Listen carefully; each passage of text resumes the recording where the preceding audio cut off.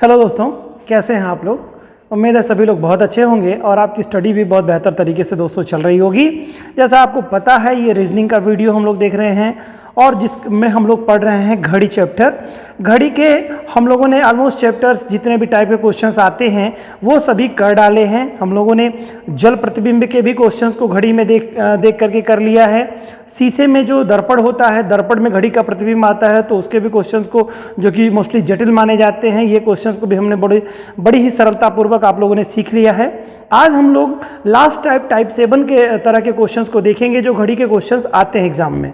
और जो ये हमने 7-8 तरह के जो आपको टाइप्स बताए हैं बच्चों, ये घड़ी के चैप्टर्स मैथ के भी अगर क्वेश्चंस में सेगमेंट में आता है या रीजनिंग के सेगमेंट में आता है ये वाला हिस्सा, तो घड़ी एक ऐसा और टॉपिक है बच्चों, मैं आपको बता देना चाहता हूं, मैंने किसी वीडियो में कहा भी है घड़ी के, और फिर से मैं एक बार रिपीट कर देना चाहता हूं कि ये मैथ वाले पार्ट में भी जहां पे रीजनिंग नहीं होता है, मैथ होती है, उसमें भी कभी कभी घड़ी के क्वेश्चन पूछ लेते हैं और रीजनिंग में तो घड़ी के क्वेश्चन पूछते हैं। तो आज हम लोग 7वें टाइप का क्वेश्चन देखेंगे और इसी के साथ हम लोग लगभग जितने भी क्वेश्चन आते हैं एग्जाम में और इन्हीं में से ही किसी एक तरह के क्वेश्चन आपको एग्जाम में मिलने वाले हैं। तो आइए देखते हैं दोस्तों, समय नहीं गंवाते हैं और सीधे अपने टॉपिक पे आते हैं और देखते हैं कि ये क्वेश्चन किस तरह से सॉल्व किए जाते हैं। टाइप 7 के क्वेश्चंस को आप जरा देखिए, ये कैसे आपको क्वेश्चन सॉल्व होगा। क्वेश्चन कह रहा है दोस्तों कि यदि घड़ी के डायल पर स्थित अंकों का स्थान अंग्रेजी वर्णमाला के अक्षरों से इस प्रकार से व्यवस्थित किया जाता है कि अंक 3 के स्थान पर F अक्षर आएगा, अंक 4 के स्थान पर G आ जाए और आगे भी परिवर्तन इसी क्रम में जारी रहे, तो अंक 9 के स्थान पर कौन सा अक्षर आएगा, ये क्वेश्चन है। तो इस क्वेश्चन को देखिए बड़ी सरलता से आप क्वेश्चन कर लेंगे। अब इसका मेथड क्या है क्वेश्चन को सॉल्व करने का, वो जरा सीख लेते हैं हम लोग। मेथड ये है कि भाई घड़ी है और घड़ी में जो टाइमिंग होती है वो हम लोगों को पहले बना लेनी है। तो आपको मालूम है, सारी चीज़ें पता ही हैं कि घड़ी में कौन सा अंक कहाँ पर होता है, क्योंकि इतना प्रैक्टिस हम लोग कर चुके हैं कि अब ये हमको बताने की ज़रूरत नहीं है। ये क्रम हमारा इसी तरह से बनता चला जाएगा घड़ी का।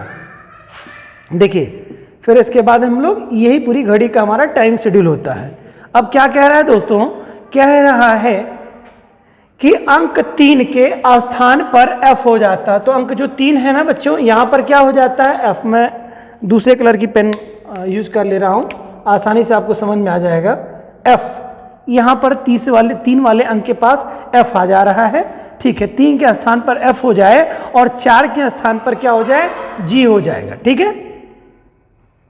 ये क्रम हमारा रहेगा और फिर क्या कह रहा है, हो जाए आगे भी परिवर्तन क्रम इसी प्रकार जारी रहे, यानी कि जो ये क्रम चल रहा है आपको इसे क्रम ढूंढना होगा। क्रम जो चल रहा है यही सीक्वेंस आगे चलता जाए।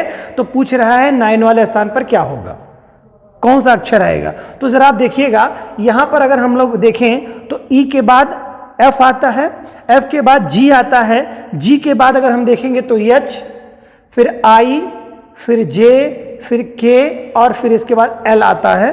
और इसी तरह में अगर आगे रखेंगे L, M हो जाएगा, N होगा, O होगा और ये क्रम आगे इसी क्रम में जारी रहेगा। क्योंकि जहां से आपको पता, इसमें देखिए बारीकी कहां होती है दोस्तों, जहां पर इसमें आपको ध्यान ये रखना होता है कि जिस अंक को आधार बना करके स्टार्ट कर रहा है, जैसे मतलब यहाँ पे क्वेश्चन में कहा है 3 के स्थान पर F हो जाए और 4 के स्थान पर G, तो यानी कि आपको स्टार्टिंग यहीं से करनी है, ये आपका बेस हो गया।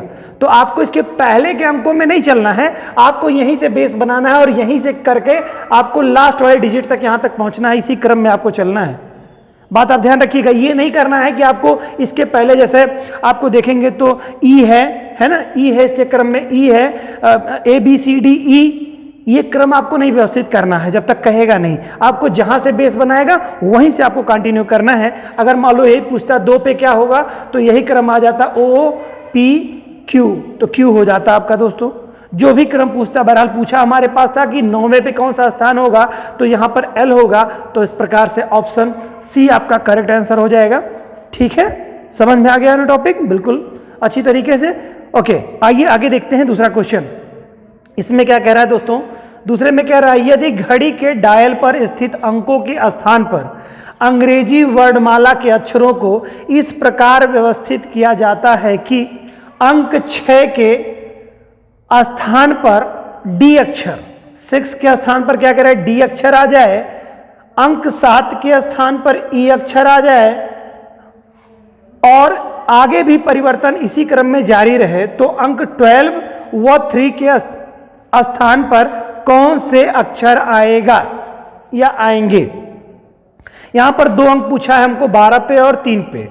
अब देखिए जो क्वेश्चन हमने किया है सेम उसी तरह के बेस पे क्वेश्चन है, बस अंतर इसमें यह हो रहा है कि यहां पर 2 क्वेश्चन, मतलब यहां पर 2 डिजिट के बारे में पूछ लिया है, 2 वाले अंकों पे, 2 अंकों पे कौन कौन सी संख्याएं होंगी। तो हम लोग चलिए करते हैं, देखिए क्या क्या क्वेश्चन में दिया है, कुछ भी है नहीं इसमें, बड़ा ही सरल क्वेश्चन है ये।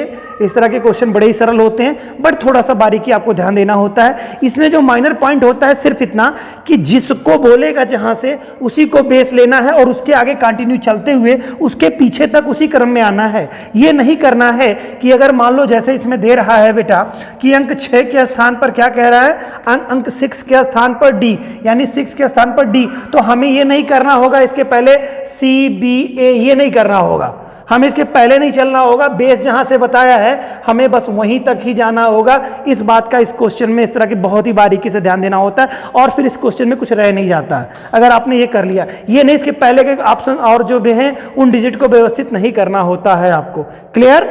ओके, आगे देखते हैं। तब डी हो गया है, क्या कह रहा है, 6 के स्थान पर डी कह रहा है, फिर आगे कह रहा है अंक 7 के स्थान पर ई, यानी 7 के स्थान पर ई हो जा रहा है। तो अगर हम देखें ई हो जा रहा है, फिर क्या कह रहा है, और आगे का परिवर्तन इसी क्रम में जारी रहे, यानी इसके आगे नहीं दिया है और जारी इसी क्रम में कह रहा है। तो इन दोनों के मध्य में जो कॉम्बिनेशन बन रहा है वही देखना है। तो अगर हम देखें A B C D E, यानी लगातार ये डिजिट बन रही है, A B C D E, इसके मतलब आगे क्या होगा, एफ होगा।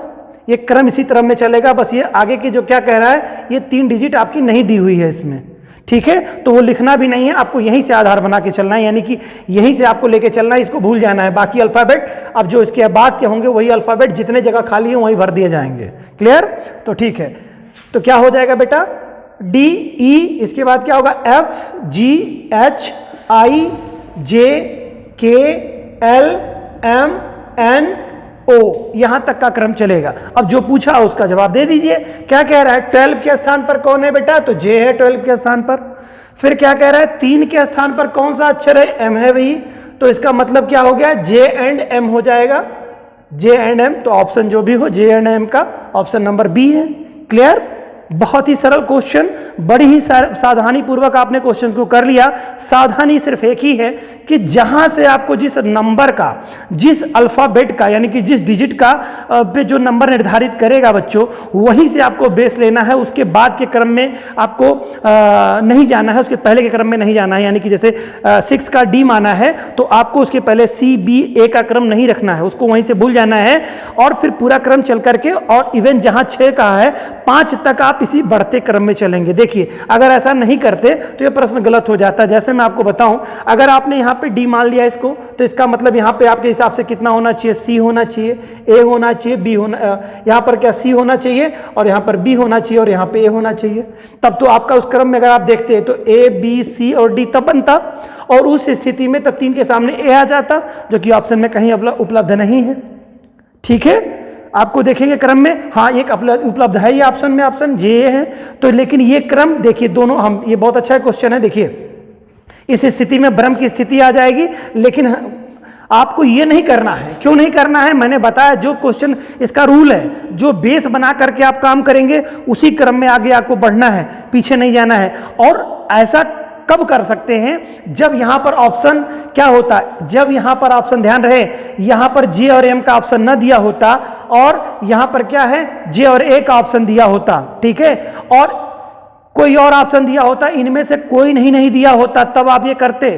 और अगर इसमें से मान लो इसके जे और एम की जगह पे दे देता, इनमें से कोई नहीं, तो बच्चों इनमें से कोई नहीं ऑप्शन तब करते, तब भी आप जे ए को नहीं करते। क्या समझ रहे हैं बात को? आपको बैक ने तो बताया नहीं, इसने क्या कहा है क्वेश्चन में, अगर आप देखें, आगे भी परिवर्तन इसी क्रम में जारी रहे, इसका मतलब इसके आगे जितने भी डिजिट बची हुई हैं सब में यही परिवर्तन क्रम चलेगा, ना कि पीछे का कोई क्रम कह रहा है। तो पीछे का आप कैसे लिख सकते हैं, समझ में आ रहा है? इसी क्रम में आगे बढ़ेगा तो यानी कि बाकी की जो डिजिट बची हुई हैं इसी क्रम में आपको बढ़ना होगा। उम्मीद है दोस्तों ये भी जो है टॉपिक आपको बहुत अच्छी तरीके से समझ में आ गया होगा। टाइप 7 के भी क्वेश्चंस आपको बड़ी सरलता से आपको समझ में आ गए होंगे। सारे टॉपिक हम लोगों ने घड़ी के कैलेंडर से जितने क्वेश्चंस आते हैं घड़ी के चैप्टर से वो सारे क्वेश्चंस हम लोगों ने ऑलमोस्ट कर डाले हैं दोस्तों। और भी जो एक आध क्वेश्चन अगर किसी तरह के कुछ बचे होंगे उनको भी हम लोग किसी वीडियो में शामिल कर लेंगे। लेकिन मैं मानता हूं कि ये सब लगभग सारा टॉपिक इसमें कंप्लीट हो चुका है। नेक्स्ट वीडियो हम लोगों का संभवतः नए टॉपिक का कोई वीडियो होगा। दोस्तों ऐसे ही आप लोग अपना साथ और अपना प्यार हमारे चैनल के साथ बनाए रखिए। मिलते हैं किसी नेक्स्ट वीडियो में एक नई चीज अच्छी चीज़ के साथ जो आपके कंपटीशन के पॉइंट ऑफ व्यू से काफ़ी इंपॉर्टेंट होगी। Okay, thank you.